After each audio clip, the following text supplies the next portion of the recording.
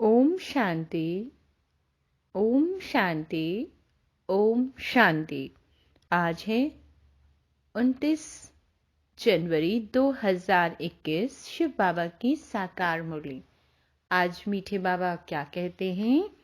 आज मीठे बाबा हम सभी आत्माओं से कहते हैं, मेरे प्यारे मीठे बच्चे, ग्रेट ग्रेट ग्रैंडफादर अर्थात सर्व धर्म पिताओं का भी पिता, आदि पिता, प्रजापिता ब्रह्मा, जिसके ऑक्यूपेशन को तुम बच्चे ही जानते हो। प्रश्न: कर्मों को श्रेष्ठ बनाने की युक्ति क्या है? इस जन्म का कोई भी कर्म बाप से छिपाओ नहीं। श्रीमत के अनुसार कर्म करो तो हर कर्म श्रेष्ठ होगा। यानी हमें जो भी कर्म करना है बाबा की श्रीमत के अनुसार करना है। बाबा कहते हैं, सारा मदार कर्मों के ऊपर है। अगर कोई पाप कर्म करके छिपा लेते हो, उसका 100 गुना दंड पड़ता है। पाप वृद्धि को पाते रहते हैं, है ना? फिर आप गलती करते ही रहेंगे उसको।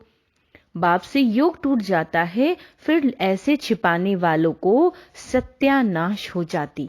इसलिए सच्चे बाप के साथ सच्चा रहो। अच्छा, ओम शांति।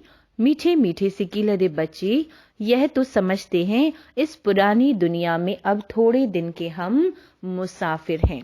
दुनिया के मनुष्य तो समझते हैं 40,000 वर्ष यहाँ और रहने का है। तुम बच्चों को यह निश्चय है ना? यह बातें भूलो नहीं। यहाँ बैठे हो तो तुम बच्चों को अंदर में बहुत गदगद होना चाहिए। इन आंखों से जो कुछ देखते हो यह तो विनाश होने का है। आत्मा तो अविनाशी है। यह भी बुद्धि में है। हम आत्मा ने पूरे 84 जन्म लिए हैं। अब बाप आया है ले जाने के लिए। पुरानी दुनिया जब पूरी होती तब बाप आते हैं नई दुनिया बनाने के लिए। नई दुनिया से पुरानी, फिर पुरानी से नई दुनिया। इस चक्र का तुम्हारी बुद्धि में ज्ञान है। अनेक बार हमने यह चक्र लगाया। अभी यह चक्र पूरा होता है, फिर नई दुनिया में हम थोड़े से देवताएं ही रहेंगे, मनुष्य नहीं रहेंगे। बाबा कहते हैं, अभी हम मनुष्य से देवता बन रहे हैं। यह तो पक्का निश्चय है ना? बाकी कर्मों पर ही सारा मदार है। मनुष्य उल्टा कर्म करते हैं तो वह अंदर खाता जरूर है। इसलिए बाप पूछते हैं, इस जन्म में ऐसे कोई पाप तो नहीं किए हैं? यह है ही छी रावण राज्य। यह भी तुम समझते हो। दुनिया नहीं जानती कि रावण किस चीज का नाम है। बापूजी कहते थे राम राज्य चाहिए, परंतु अर्थ नहीं समझते थे। अब बेहद का बाप समझाते हैं राम राज्य किस प्रकार होता है। यह तो धुंधकारी दुनिया है। अभी बेहद का बाप बच्चों को वर्षा दे रहे हैं। अभी तुम भक्ति नहीं करते हो। क्या करते हम बाबा से मुरली सुनते हैं, ज्ञान सुन रहे हैं। अभी बाप का हाथ मिला है। बाप के सहारे बगैर तुम विषय वैतरणी नदी में गोते खाते रहते हो। आधा कल्प है भक्ति, ज्ञान मिलने से तुम नई दुनिया सतयुग में चले जाते हो। बाबा कहते हैं, अभी तुम बच्चों को यह निश्चय है हम बाबा को याद करते करते पवित्र बन जाएंगे, फिर पवित्र राज्य में आएंगे। यह ज्ञान भी अभी पुरुषोत्तम संगम युग पर तुमको मिलता है। यह है पुरुषोत्तम संगम युग, जबकि तुम छीछी से गुलगुल और कांटों से फूल बन रहे हो। कौन बनाते हैं? बाप। बाप को जाना है। हम आत्माओं का वह बेहद का बाप है। लौकिक बाप को बेहद का बाप नहीं कहेंगे। परलौकिक बाप आत्माओं के हिसाब से सबका बाप है। फिर ब्रह्मा का भी ऑक्यूपेशन चाहिए ना? तुम बच्चे सबका ऑक्यूपेशन जान चुके हो। विष्णु के भी तुम ऑक्यूपेशन को जानते हो। कितना सजा हुआ है। स्वर्ग का मालिक है ना? यह तो संगम का ही कहेंगे। मूल वतन, सूक्ष्म वतन, स्थूल वतन, वह भी संगम में आते हैं ना? बाप समझाते हैं पुरानी दुनिया और नई दुनिया का यह संगम है। पुकारते भी हैं, हे पतित पावन आओ। पावन दुनिया है नई दुनिया और पतित दुनिया पुरानी दुनिया। पुरानी दुनिया है, पतित दुनिया है पुरानी दुनिया। यह भी जानते हो बेहद के बाप का भी पार्ट है, क्रिएटर डायरेक्टर है ना। सब मानते हैं तो जरूर उनकी कोई तो एक्टिविटी होगी ना। उनको आदमी नहीं कहा जाता, उनको तो शरीर नहीं है। बाकी सबको या तो मनुष्य या देवता कहेंगे। शिव बाबा को तो ना देवता ना मनुष्य कह सकते, क्योंकि उनको तो शरीर है ही नहीं। यह तो टेम्परेरी लिया है। खुद कहते हैं, मीठे मीठे बच्चों, मैं शरीर बिगैर राजयोग कैसे सिखाऊंगा। मुझे मनुष्यों ने ठिक्कर बित्तर में कह दिया। परंतु अभी तो तुम बच्चे समझते हो मैं कैसे आता हूं। अभी तुम राजयोग सीख रहे हो। कोई मनुष्य तो सिखला न सके। देवताओं ने सतयुगी राजाई कैसे ली। जरूर पुरुषोत्तम संगम युग पर राजयोग सीखे होंगे। तो यह सिमरण कर अभी तुम बच्चों को अतः खुशी होनी चाहिए। हमने अब 84 का चक्र पूरा किया। बाप कल्प कल्प आते हैं। बाप खुद कहते हैं यह बहुत जन्मों के अंत का जन्म है। श्री कृष्ण जो प्रिंस था सतयुग का, वही फिर 84 का चक्र लगाते हैं। तुम शिव के तो 84 जन्म बताएंगे नहीं। तुम्हारे में भी नंबरवार पुरुषार्थ अनुसार जानते हैं। माया बहुत कड़ी है, किसी को भी छोड़ती नहीं है। बाबा कहते हैं यह बाप अच्छी रीति जानते हैं। ऐसे मत समझो बाप कोई अंतर्यामी है, नहीं। सबकी एक्टिविटी से जानते हैं। समाचार आते हैं बाबा के पास, माया एकदम कच्चा पेट में डाल देती है। ऐसी बहुत बातें तुम बच्चों को मालूम नहीं पड़ती, बाप को तो सब मालूम पड़ता है। मनुष्य फिर समझते हैं बाबा अंतर्यामी है। बाप कहते हैं मैं अंतर्यामी नहीं हूँ। हर एक की चलन से सब मालूम पड़ता है। बहुत छीछी चलन चलते हैं। बाप बच्चों को खबरदार करते हैं माया से संभलना है। माया ऐसी है, किसी न किसी रूप में एकदम हप कर लेती है। फिर भल बाप समझाते हैं तो भी बुद्धि में बैठता नहीं है। इसलिए बच्चों को बहुत बहुत खबरदार रहना है। काम महाशत्रु है। क्या कहा बाबा ने? काम महाशत्रु है। मालूम भी ना पड़े कि हम विकार में गए हैं, ऐसे भी होता है। इसलिए बाप कहते हैं कुछ भी भूल आदि होती है तो साफ बताओ, छिपाओ मत, नहीं तो 100 गुना पाप हो जाएगा। जो अंदर में खाता रहेगा एकदम गिर पड़ेंगे। सच्चे बाप के साथ बिल्कुल सच्चा होना चाहिए, नहीं तो बहुत बहुत घाटा है। माया इस समय बहुत कड़ी है। यह रावण की दुनिया है। हम इस पुरानी दुनिया को याद ही क्यों करें। हम तो नई दुनिया को याद करें जहां अब जा रहे हैं। बाप नया मकान बनाते हैं तो बच्चे समझते हैं ना, हमारे लिए मकान बन रहा है, खुशी रहती है। यह है बेहद की बात। हमारे लिए नई दुनिया स्वर्ग बन रही है। स्वर्ग में जरूर मकान भी होंगे। अब हम नई दुनिया में जाने वाले हैं।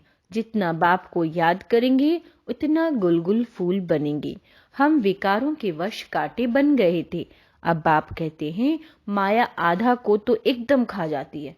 तुम भी समझते हो जो नहीं आते हैं वह तो माया के वश हो गए ना। बाप के पास तो आते नहीं। ऐसे माया बहुतों को हप कर लेती है। बहुत अच्छे अच्छे कहकर जाते हैं हम ऐसे करेंगे, यह करेंगे। हम तो यज्ञ के लिए प्राण देने को लिए तैयार हैं। आज वह है नहीं। बाबा कहते हैं तुम्हारी लड़ाई है ही माया के साथ। दुनिया में यह कोई नहीं जानते माया के साथ लड़ाई कैसे होती है। अभी तुम बच्चों को बाप ने सारा ज्ञान का तीसरा नेत्र दिया है, जिससे तुम अंधियारे से सोझरे में आ गए हो। आत्मा को ही यह ज्ञान नेत्र देते हैं बाबा, तब बाप कहते हैं अपने को तुम आत्मा समझो। बेहद के बाप को याद करो। भक्ति में तुम याद करते थे ना, कहते भी थे आप आएंगे तो हम बलिहारी जाएंगे। कैसे बलिहार जाएंगे यह थोड़े ही जानते थे। अभी तुम समझते हो हम जैसे आत्मा हैं वैसे बाप भी है। बाप का है अलौकिक जन्म। तुम बच्चों को कैसे अच्छी रीति पढ़ाते हैं। खुद कहते हो यह तो वही बाप है जो कलप कलप हमारा बाप बनते हैं। हम भी बाबा बाबा कहते हैं, बाप भी बच्चे बच्चे कहते हैं। वही टीचर के रूप में राजयोग सिखलाते हैं और तो कोई राजयोग सिखला न सके। विश्व का तुमको मालिक बनाते हैं तो ऐसे बाप का बनकर फिर उसी टीचर की शिक्षा भी लेनी चाहिए ना। खुशी में गदगद होना चाहिए। अगर चीची बना तो फिर वह खुशी आएगी नहीं। भल कितना भी माथा मारे फिर जैसे वह हमारा जाति भाई नहीं। यहाँ मनुष्य के कितने सरनेम होते हैं। तुम्हारा सरनेम देखो कितना बड़ा है। यह है बड़े ते बड़ा ग्रेट ग्रेट ग्रैंडफादर ब्रह्मा। उनको तो कोई जानते ही नहीं। शिव बाबा को तो सर्वव्यापी कह दिया है। ब्रह्मा का भी किसी को पता नहीं पड़ता। चित्र भी है ब्रह्मा विष्णु शंकर के। ब्रह्मा को सूक्ष्म वतन में ले गए। बायोग्राफी कुछ नहीं जानते। सूक्ष्म वतन में ब्रह्मा को दिखाते हैं। फिर प्रजापिता ब्रह्मा कहाँ से आया, वहां बच्चे अडॉप्ट करेंगे क्या, किसी को भी पता नहीं है। प्रजापिता ब्रह्मा कहते हैं परंतु बायोग्राफी नहीं जानते। बाबा ने समझाया यह हमारा रथ है। बहुत जन्मों के अंत में हमने यह आधार लिया है। यह पुरुषोत्तम संगम युग गीता का एपिसोड है। पवित्रता भी मुख्य है। पतित से पावन बनना कैसे है यह दुनिया में किसी को भी पता नहीं है। साधु संत आदि कभी ऐसे नहीं कहेंगे कि देह सहित सबको भूलो, एक बाप को याद करो तो माया के पाप कर्म सब भस्म हो जाएंगे। कोई गुरु ऐसे कभी नहीं कहेंगे। बाप समझाते हैं यह ब्रह्मा कैसे बनता है। छोटेपन में गावड़ी का छोरा था। 84 जन्म लिए हैं, फर्स्ट से लेकर लास्ट तक। तो नई दुनिया सो फिर पुरानी दुनिया हो जाती है। अभी तुम बच्चों की बुद्धि का ताला खुला है। तुम समझ सकते हो, धारणा कर सकते हो। अभी तुम बुद्धिमान बने हो। बाबा ने क्या कहा, अभी तुम बुद्धिमान बने हो, आगे बुद्धिहीन थे। यह लक्ष्मी नारायण बुद्धिवान है और यहाँ बुद्धिहीन।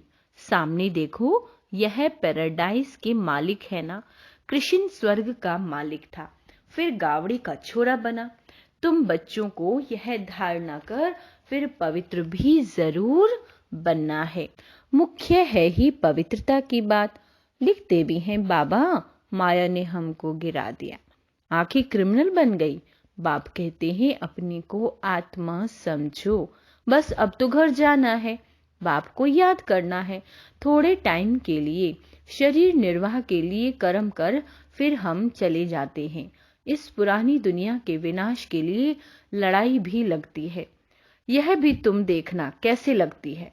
बुद्धि से समझते हैं हम देवता बनते हैं तो हमको नई दुनिया भी चाहिए, इसलिए विनाश जरूर होगा। हम अपनी नई दुनिया स्थापन कर रहे हैं श्रीमत पर। बाप कहते हैं मैं तुम्हारी सेवा में उपस्थित होता हूँ। तुमने डिमांड की कि हम पतितों को आकर पावन बनाओ, तो तुम्हारे कहने से मैं आया हूँ। तुमको रास्ता बताता हूँ, बहुत सहज मन मना भव। भगवानुवाच्य है ना। सिर्फ कृष्ण का नाम दे दिया है। बाप के नेक्स्ट है कृष्ण। यह परम धाम का मालिक है, वह विश्व का मालिक है। सूक्ष्म वतन में तो कुछ होता नहीं। सभी से नंबर 1 श्री कृष्ण है, जिसको बहुत प्यार करते हैं। बाकी तो पीछे पीछे आए हैं।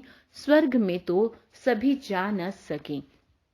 तो मीठे मीठे बच्चों को हड्डी खुशी रहनी चाहिए।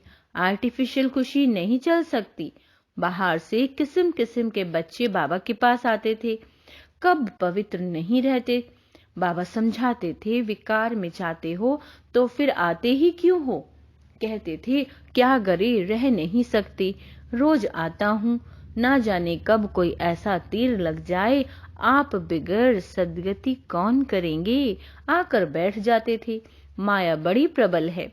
निश्चय भी होता है बाबा हमको पतित से पावन गुल गुल बनाते हैं, परंतु क्या करें, फिर भी सच तो बोलता था। अब जरूर वह सुधर गया होगा, उनको यह निश्चय था, इन द्वारा ही हम सुधरेंगे। इस समय कितने एक्टर्स हैं, एक के फीचर्स ना मिले दूसरे से, फिर कल्प बाद उस ही फीचर्स से पार्ट रिपीट करेंगे। आत्माएं तो सब फिक्स है ना, सभी एक्टर्स बिल्कुल एक्यूरेट पार्ट बजाते रहते हैं, कुछ भी फर्क हो नहीं सकता। सभी आत्माएं अविनाशी हैं, उनमें पार्ट भी अविनाशी नुंढा हुआ है। कितनी समझाने की बातें हैं, कितना समझाते हैं फिर भी भूल जाते हैं, समझा नहीं सकते हैं। यह भी ड्रामा में होना है। हर कल्प राजाई तो स्थापन होती ही है, सतयुग में आते ही है थोड़े, सो भी नंबर वार। यहाँ भी नंबर वार है ना, एक का पार्ट एक ही जाने, दूसरा कोई जाने नहीं सकता। अच्छा, मीठे मीठे सिकी लदे बच्चों प्रति माता पिता बाप दादा का याद प्यार और गुड मॉर्निंग। रूहानी बाप की रूहानी बच्चों को नमस्ते। हम रूहानी बच्चों की रूहानी माता पिता बाप दादा को याद प्यार गुड मॉर्निंग और नमस्ते मीठे बाबा। धारणा के लिए मुख्य सार, सच्चे बाप के साथ सदा सच्चा रहना है, बाप पर पूरा पूरा बलिहार जाना है, ज्ञान को धारण कर बुद्धिवान बनना है, अंदर से हड्डी जिगरी खुशी में रहना, बहुत खुशी में रहना। कोई भी श्रीमत के विरुद्ध काम करके खुशी गुम नहीं करनी है। अर्थात अगर आप श्रीमत के विरुद्ध काम करेंगे तो खुशी नहीं होगी। इसलिए बाबा कहते हैं बच्चे श्रीमत के अनुसार काम करो। वरदान, ज्ञान की गुह्य बातों को सुन उन्हें स्वरूप में लाने वाले ज्ञानी तू आत्मा भव। ज्ञानी तू आत्माएं हर बात के स्वरूप का अनुभव करती हैं। जैसे सुनना अच्छा लगता है, बाबा कहते हैं गुह्य भी लगता है, लेकिन सुनने के साथ साथ समाना अर्थात स्वरूप बनना, इसका भी अभ्यास होना चाहिए। मैं आत्मा निराकार हूँ, यह बार बार सुनते हो, लेकिन निराकार स्थिति के अनुभवी बनकर सुनो। जैसी पॉइंट वैसा अनुभव, इससे शुद्ध संकल्पों का खजाना जमा होता जाएगा और बुद्धि इसी में बिजी होगी तो व्यर्थ संकल्पों से सहज किनारा हो जाएगा। स्लोगन है, नॉलेज एव अनुभव की डबल अथॉरिटी वाले ही मस्त फकीर रमता योगी हैं। अच्छा, ओम शांति।